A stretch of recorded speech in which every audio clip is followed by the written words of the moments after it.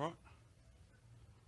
Thanks very much for joining us here today. Victoria is just hours away from taking its biggest step towards COVID normal. Next minute.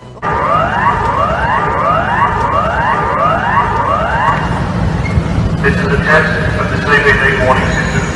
The sound you heard was the standard emergency warning signal. This is a test only. Repeat, this is a test only. Thank you. Any symptoms at any time get tested, but we'll also be contacting people that even if they don't have symptoms, we'll want to test them. New South Wales Agriculture Minister Adam Marshall tested positive earlier this week. It sort of feels like being hit by a bus. You sort of just feel so lethargic, a bit like having a flu. Bride and groom need to wear a mask when walking down the altar. If the service is indoors, then I would imagine the answer is yes.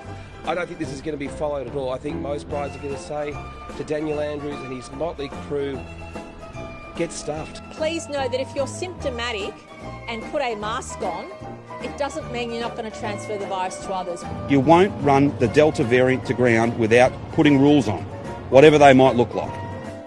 And I'm making my way to the car to head off to work.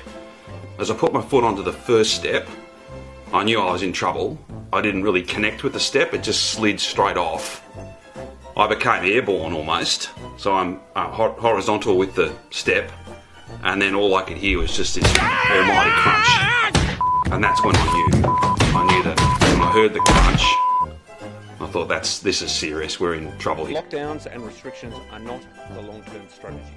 More than 300 people under the age of 30 have been hospitalised with heart inflammation after having the jab. And despite restricting AstraZeneca to over 60s, the Deputy Premier of New South Wales says it's worth considering allowing younger Australians to get it if they're prepared to sign a waiver. Maybe that is an opportunity if it means more people will be vaccinated quicker.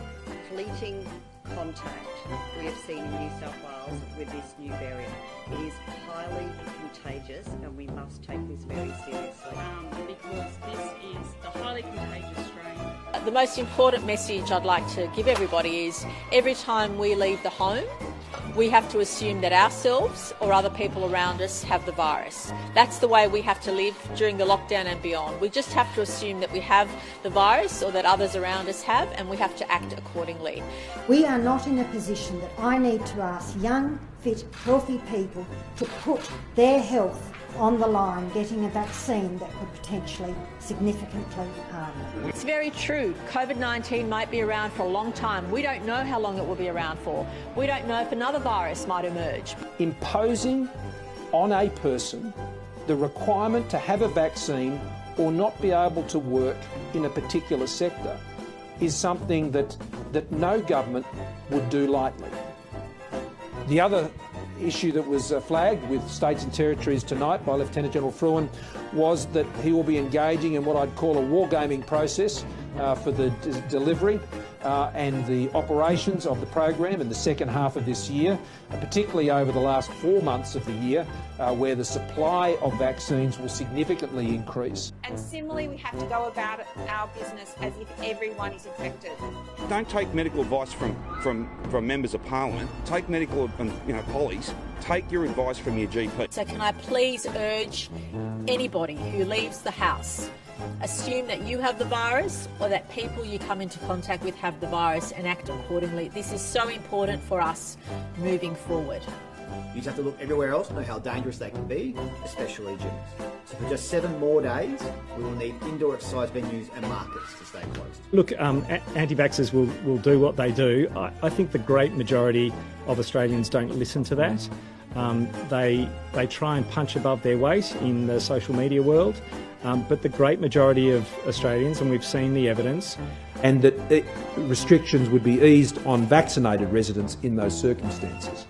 What it means is Australia gets vaccinated, Australia is able to live differently. Day 521 of the pandemic at the moment, it's not going away. It's not going away until every Australian gets that opportunity to have that vaccine. And then, of course, there's discussions about having booster vaccines every year as well. Look, over the next 13 days, please, if you are unvaccinated, please limit your going out. you know. But it does highlight the fact that we need everyone, as we move about, to make sure you assume that the person next to you has COVID. So please stay with us on the journey to get to that no community transmission. Whereas we're giving people a bit of freedom to walk around the block in a household group, go down to the park, stay in the household group, to give them a bit of reprieve.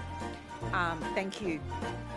On the other side of it, just because you've been vaccinated doesn't mean you don't have to follow the public health advice. We have had some cases where people that are vaccinated can acquire the disease. So at the moment it's not, changing our public health response. But for me, we know the 2 doses of the vaccine, both the Pfizer and the AstraZeneca, afford good protection against hospitalisation and death associated with exposure to COVID. But right now the most dangerous place is actually our homes. Aussies tend to think of their home as their castle, but right now it can be COVID central. And very significantly, we are passing 5 million AstraZeneca vaccinations today. It just depends. If everyone got vaccinated, then I'm sure we would be going back to where we were. But if people don't, then we'll have to look at what the options are. Until everyone is vaccinated, yes, there will still be ongoing restrictions going forward. What I find more embarrassing, James, is you would make that sort of question accusation against frontline health staff who work their butts off and who tomorrow will have achieved a million vaccinations in arms. You know what? School intended it well, there was a mistake, and so what? It's happened. Out of 1 million vaccinations, move on. So she was picked up and went into quarantine yesterday and then was tested and was found to be positive. She is perfectly well. I fear that we now have almost a sense of now of the Hunger Games, of people chasing vaccine, and until we get enough vaccine and enough GPs actually at the front line able to provide that vaccine into arms, we will continue to have effectively the Hunger Games going on here in New South Wales. So Anyone in your household has the most minimal of symptoms, get tested. Today is the first full day of the New World Order. COVID cannot affect people if you do not come in contact with them. 14 people, sorry, I've just got something in my eye and I shouldn't be using my mask for that, but sorry. If I could just get a tissue, and apologies for that. The message I'm delivering today is quite shocking for a lot of people, but I need everybody to be shocked. If you do the wrong thing, you will be found, you will be fined, and you have every chance of becoming very, very famous. And my glasses broke, but that's okay. Okay, sorry, this will make a very... this is a very serious topic, so please don't be distracted by that. So currently we have 52 patients that have been admitted to hospital. we must treat this new world order, this new world of COVID, we must treat this new world of COVID, even in our own homes, with a high level of care and caution. They're asking people to be very attentive about hand hygiene, mask wearing, and obviously to not go out or be very cautious if they've got to get tested immediately if they've got any symptoms. 21 cases were infectious in the community, and we were confirming the isolation status for another 14. This is still too many people in the community that are infectious. This virus is targeting your families and your friends. It's effectively using family and friends to betray other family and friends by getting the virus.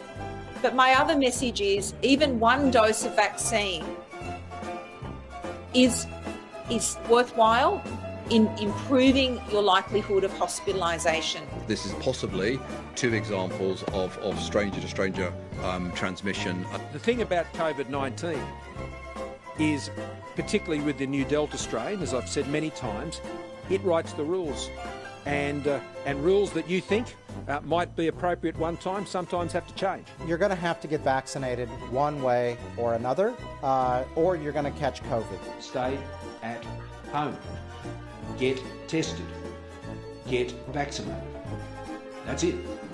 The good news is, though, come September, if you understand the point I'm making, At the moment, we have many more people who want to get vaccinated than we have vaccines for. I don't know that that's the case in other parts of the world where they've slapped these rules on to say if you haven't had your 2 jabs, you can't come in. We'll get to that point, maybe, where your vaccine is a kind of passport to do things, to be involved in certain activity. I don't know, wouldn't be a Victorian thing. I think we try and get a national framework there. It is essential for us to live somewhat normally with this Delta virus and any other variant that we might get thrown at, that we are going to have to be highly vaccinated as a population, and also we're going to have to live with booster shots and get used to that as the normal. Thank you. A lot of people have or alleged to have various bits of information or bits of advice, and that's welcome. We're in a democracy. But please know the strongest message is, unfortunately, as cruel as this sounds, we just want as little human contact with each other as possible. So please wear a mask. If you can't wear a mask, please don't leave your home. There's only one solution here, and that is to get vaccinated. Dismiss the ideas that aren't based in science or medicine or are propagated by anti-vaxxers who live in another universe. Book yourself in for a vaccination. I was just going to say, in terms of exercise, that was one of the questions earlier. You're able to exercise within 2.5 kilometres of your home and only with other members of your household, and up for a maximum of 90 minutes once a day. It's further evidence of the disturbing rise of disinformation and the radical far-right extremism in our community. Fascism thrives on the fringes. The anti-vaccine movement, the anti-lockdown movement, the sovereign citizen movement. These ideologies are vehicles for the type of disinformation and conspiracy that fuel anti-government, anti-democratic and far-right extremist sentiment. The end goal of right-wing extremists is to spur the downfall of democracy.